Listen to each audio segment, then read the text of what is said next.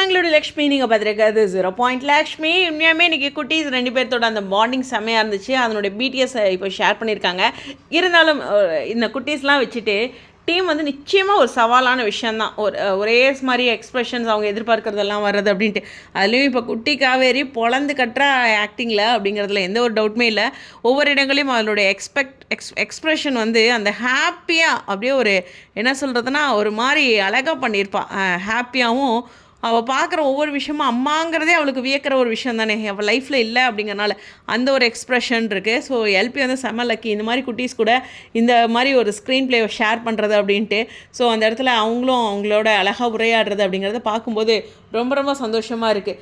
So serial பற்றிய நிறையா வருத்தங்கள் இருக்க இந்த தருணத்தில் இவங்களோட எக்ஸ்ப்ரெஷன்ஸ் அண்ட் ஆக்டிங் தான் ரொம்ப ரொம்ப ஸ்பெஷல் அப்படிங்கிறதான்.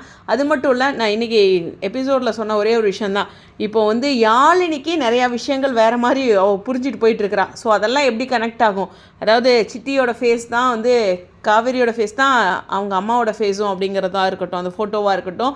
இப்போ அம்மா உயிரோடு இருந்தான்ட்டு இப்போ குட்டி காவேரி சொன்னது யாழினி என்ன பண்ண போகிறா அப்படிங்கிறது இருக்கட்டும். இப்போ யாழினி கையில் இந்த முடிச்செல்லாம் அவிழ்க்கிற மாதிரி ஒரு விஷயத்தை பண்ணியிருக்காங்க. பார்ப்போம். இது ரெண்டுமே வந்து காவேரி கிட்ட அவள் சொல்லிட்டான்னா ஒரு சம்பவம் இருக்குது. ஸோ அந்த ஒரு பாயிண்ட்டு தான். ஸோ இந்த பிடிஎஸில் இந்த நினைவுகளை மீண்டும் நினைவுபடுத்துகிறேன். எனிவேஸ் அழகான பிடிஎஸ்ஸு. இந்த குழந்தைங்க ஒன்றுக்கு ஒன்று பார்த்துக்கிறாங்களேங்க, உடனே போய் ஹக் பண்ணுவாங்கங்க.